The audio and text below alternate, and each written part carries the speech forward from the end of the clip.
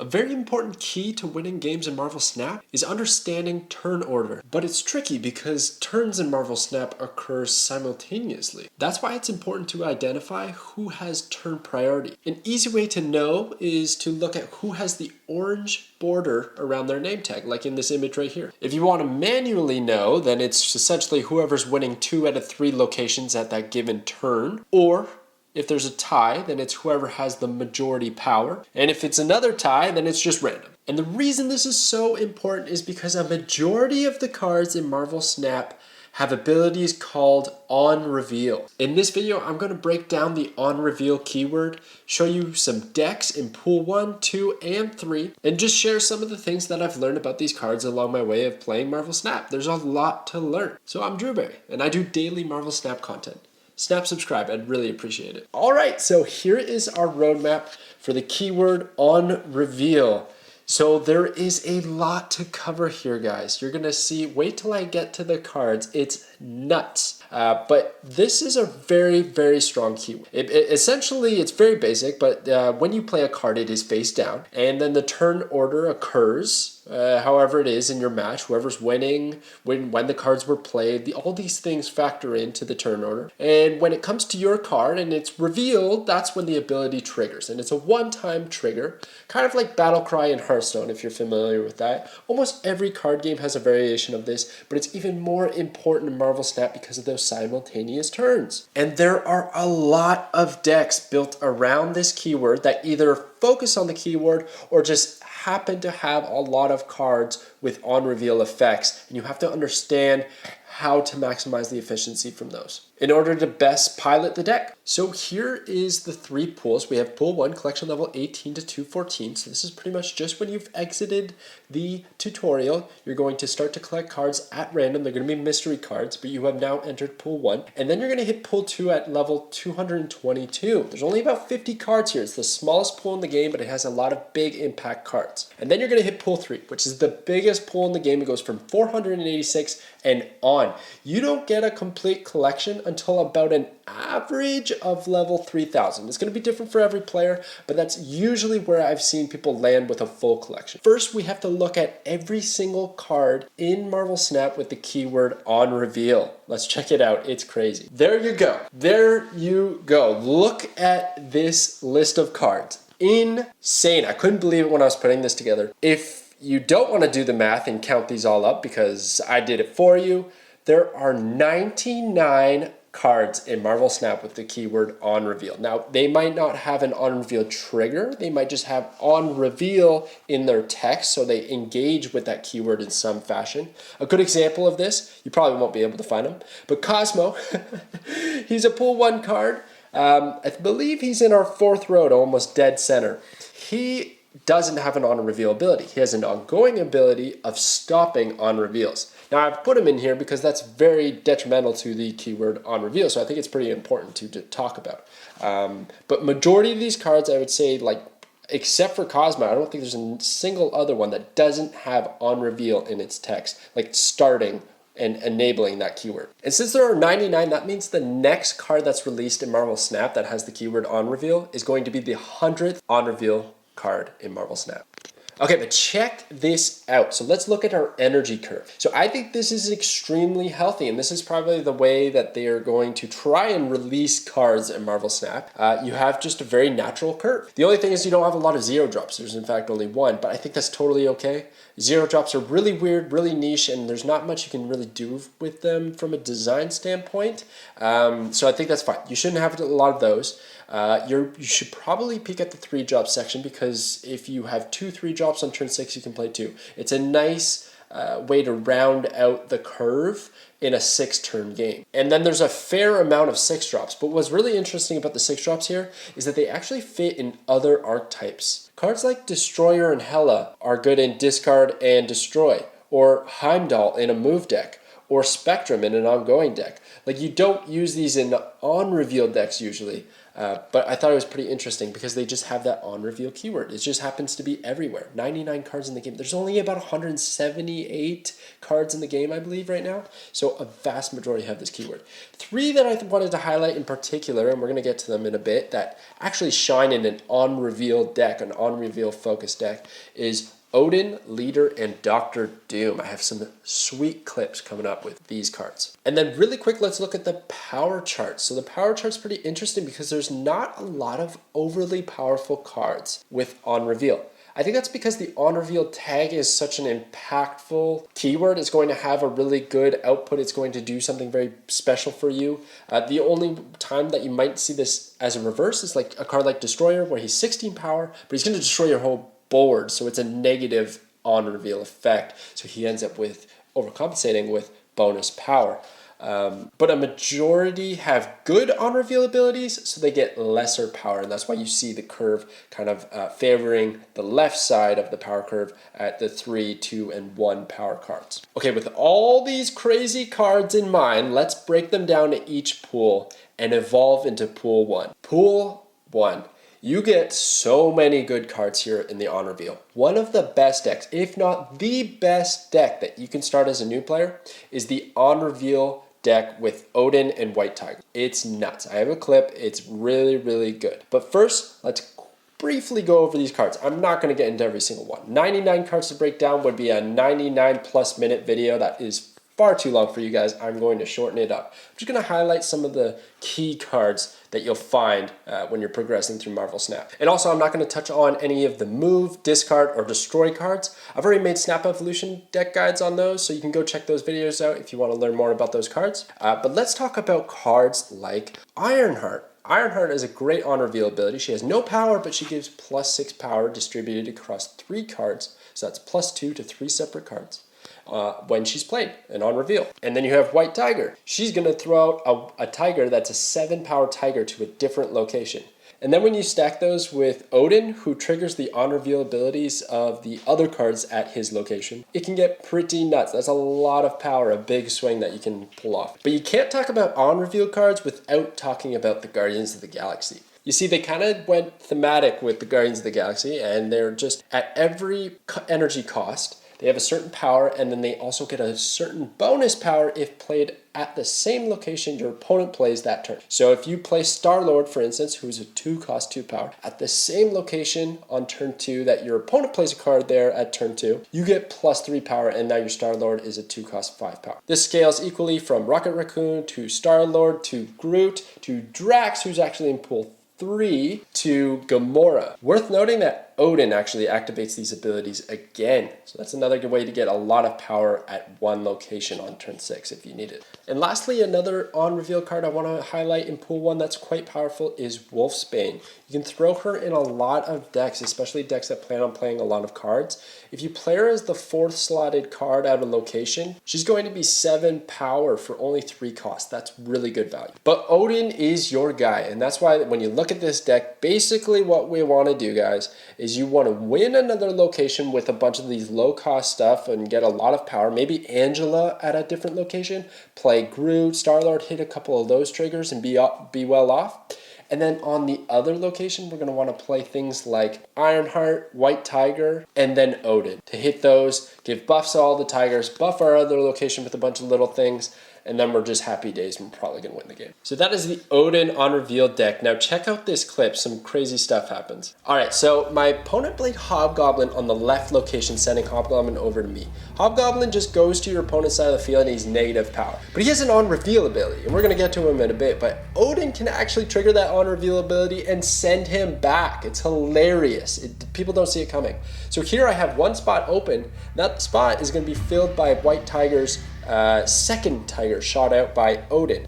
On top of all that, I'm going to get an Angela buff +2 power here. So we're going to have a big swing on our opponent, and we're already winning the mid. But he plays Professor X. Professor X locks down the location, nothing can happen. No add, no removal, no movement, nothing. Shut down. The only thing that at least happens is my on reveal ability hit triggers. The tiger gets over there, ties nowhere at the far right location, and we win the left by 5 power. He beats us in the middle by 3, but we win with a total +2 power over our opponent because of the tie on the right. That's a crazy match. I've actually never seen that interaction before. I was pretty shocked when it happened. Like the Professor X on the Hobgoblin, I didn't know things couldn't move back over vertically. I knew horizontally you couldn't move, but vertically is a bit of a different weird space you don't see often.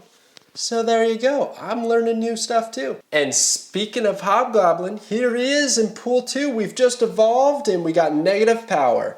But he's a really strong card, a really fun card. I quite enjoy it. You can really mess up your opponent because it's not just negative power. It's taking a spot on your opponent's side of the board. It ruins their gameplay. If they only had one less spot left and they were planning on playing a really strong card there to win the game, and then you just filled it with Hobgoblin, well, game over.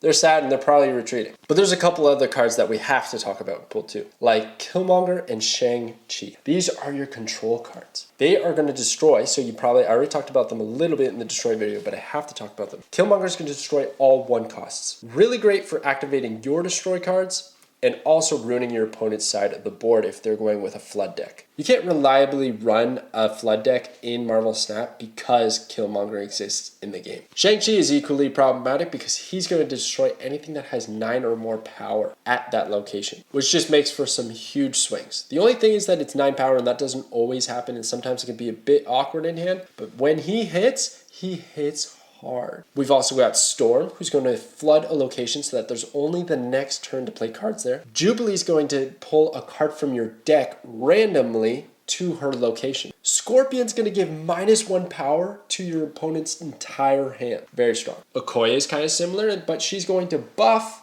our entire deck with +1 power. Iceman's going to ice your opponent and make a card in their hand cost 1 more. Agent 13 puts a random card in your hand. Not great. And then Leech, I wish my boy Leech was a little bit better, but unfortunately he's not because he's only 3 power and he's going to remove the abilities from all of your opponent's cards in their hand, which seems really good, but more often than not he's too little of power for a turn 5 play and you just lose on power alone on that 6th turn.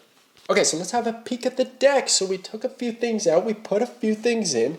Now I did a interesting combo because Nova's in here. Nova gets destroyed, gives +1 power to all of your other cards on the board. Works really well with Killmonger because I can destroy all of my opponent's stuff if they have it, but then buff my side of the board by destroying Nova, so it's kind of a win-win. And then we can give negative power to their hand with Scorpion, and we can also make their stuff cost more with Iceman, and we can give them negative power with Hobgoblin. We're starting to lean into a little bit more of a control on reveal archetype. All right, so this game was pretty tight, and then I had Nova out there, so I wanted to play Killmonger to get the widespread buffs. That's about like my best play. So Medusa comes out, she gets the bonus in the mid.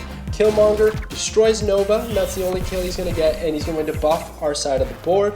Looking not too shabby, but my opponent plays Odin and swaps over Hobgoblin that I sent over just the previous turn, giving me -8 power, and he wins by 1 power on the left, 13 on the right, and I only win by 2 in the mid. I lose. But I thought that was pretty funny. Time to evolve to Pool 3. All right, look at Pool 3, man. That's so many cards. There's so many cards. But they work in so many different archetypes, you know? Like we got Hela for the discard, Destroyer for destroyed decks. There's just all kinds of things going on here, but there's some key cards. Cards that I want to talk about. One that's early is Zero. Zero kind of makes his own archetype because it's what Zero does is he's a 1 cost 3 power, but on reveal, remove the ability of the next card that you play. So all those negative ability cards that you want to play, well now you have kind of a bit more of a reason to play them with Zero. The only thing is that he's the only one that removes those abilities, so it can be bit inconsistent to build a deck around. Psylocke is one of my favorite cards in the game. She gives +1 energy for your next turn, so it's essentially ramp. Hazmat gives -1 power to all cards on the board. Beast is going to return cards at a location back to your hand, and they're going to cost 1 less. Wave is going to make it so that both players' hands cost 4 the next turn. Green Goblins, like little version of Hobgoblin, and he's just -3 power, go to your opponent's side of the board. Really good card. Electro is another ramp tool where he has the on-reveal ability of giving you +1 energy for the remainder of the game, but his ongoing ability is you can only play 1 card per turn. Wong. You can't talk about on-reveal Pool 3 cards without talking about Wong. He's insane, probably one of the best cards in the game because his utility is just through the roof. So he just triggers your on-reveal abilities twice. So you play Wong there, and then let's say we played White Tiger the next turn, right? A 4 and then a 5. Well, 2 tigers are going to come out of White Tiger. It's just like an amazing value. And then if you played Odin again on that turn 6, that's another 2 tigers. Gets pretty insane. Spider-Man has the ability of webbing a location so that your opponent can't play cards there the next turn. Mr. Negative used to be one of the most broken cards. I think he's still very good. He used to be 4 power, now he's -1. He makes your deck reverse their cost and power. So if you have a 3 cost, 0 power card, now it's going to cost 0 and have 3 power.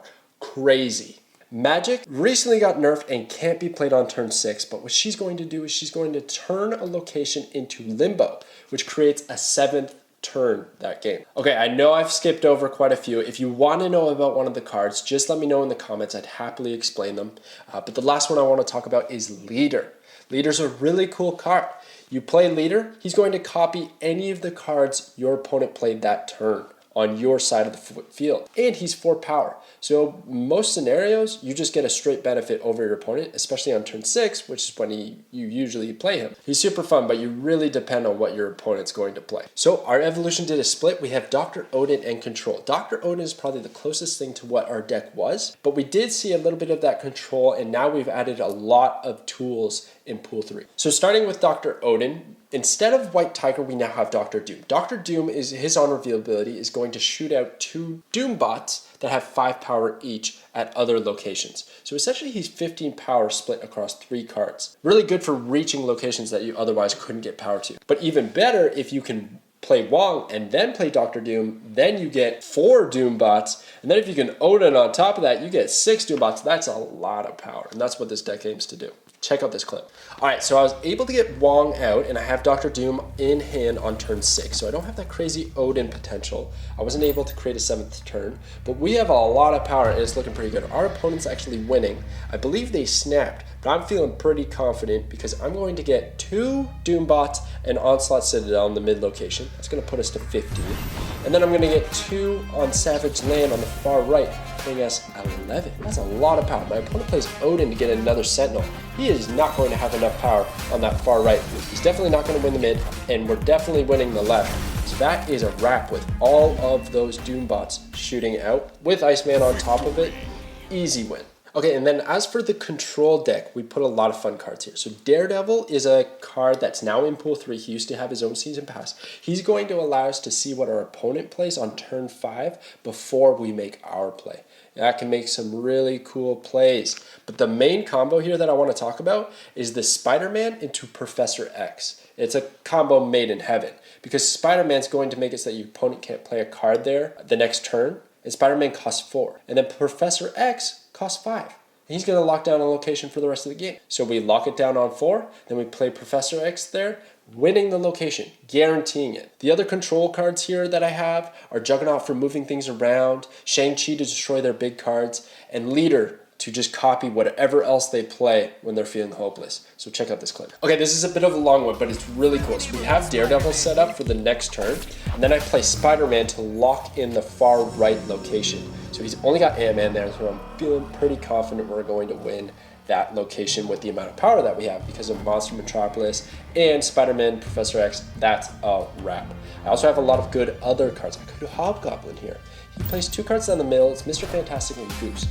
I don't care. I'm playing Professor X. I'm pulling off the combo, and we're going to see what happens next turn. We're feeling good right now. So he plays his Mr. Fantastic and Goose. Now it's the final turn. Now I have options. I could Hobgoblin somewhere and hope that's enough, but I can't do it on the left because Kamar Taj would send Hobgoblin back my way. So that's shot. But he has Invisible Woman on the far left with a hidden card. He's probably trying to set up there with a bunch of on reveals. That's what I think is going on. So a really nice place to play Juggernaut, who's going to move any cards your opponent played at that location on that turn to other locations. So after a bit of thinking, I was trying to evaluate what I should do. I had Shang-Chi as an option as well. I decided to play Juggernaut, Iceman, and Black Widow on the far left.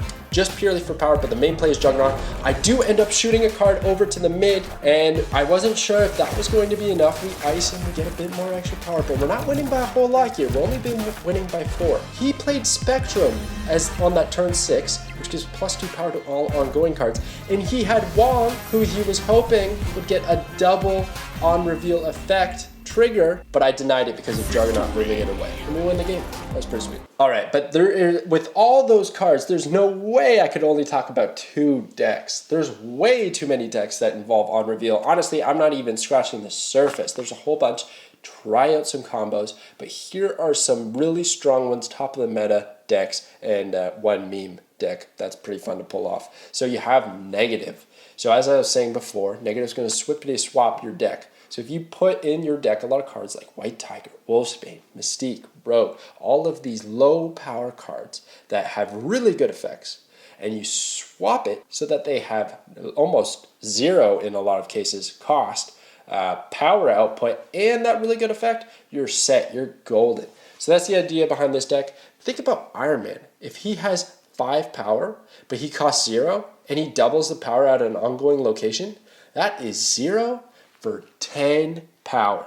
Crazy. This deck was absolutely running away with the meta just a few weeks back until Mr. Negative was slightly nerfed. I still think it's strong, but it's not exactly the top dog right now. Then you got Bounce Bros. Super fun deck. This involves a lot of 1-drops and bouncing them back to your hand only to play them again to buff up your Angela, to buff up your Bishop, to buff up your Collector. So there's just these cards that get a lot of power output when other cards are played. So you're really playing a lot of cards every single turn. You're trying to play as many cards as you possibly can. And then it has America Chavez as the finisher for a little bit of extra power and guaranteed draw. And lastly, the Exodia. There is Exodia in Marvel Snap. It looks a little bit different. It doesn't have arms, legs, and a head, if you're familiar with Yu-Gi-Oh! That's where the term comes from. But essentially what this is you set up Onslaught, Wong, Mystique, copying Onslaught, who doubles ongoing abilities, which doubles Wong's, like quintuple, 4-tuples it, something crazy like that. The math is beyond me. All I know is that you can perfectly collect Exodia and play Exodia. The next on-reveal card that you decide to play, whether that's Ironheart, whether that's Gambit, whether that's Black Widow, it's going to trigger 256 times. So yeah, you probably won the game if you did the things right, but you need a lot to work in this scenario. For instance, you kind of have to cheat out Onslaught early if you can. You do that with things like Wave or Psylocke, but it's hilarious. I have a deck on it called the Toxic Combo where I use Hazmat as my trigger, and I give negative 256 to every single card on the board. It was about a 7-minute combo. This game's only supposed to take 3 minutes. It was insane. But I'm not the only one who's done it. Many other people have, and it's really funny to watch, so I encourage you to check it out. But that is our on-reveal Snap Evolution guide. Let me know if I missed anything and you wanted to learn more. If I missed a card that maybe you were interested about. There's a lot to cover here. A really fun ways to just experience these cards for yourself. But I hope that looking at these cards, you have a lot to be excited about in the future of your Marvel Snap journey. Pick out some cards that you especially want because there are collector tokens coming where you can pick specific cards to essentially craft or buy. So stay tuned for that from Teen Secondary. But as always, thank you so much for watching. I have some big plans coming, some streams, daily content. You know it. Drewberry's always on top of it. I got you covered. I will catch you guys next time.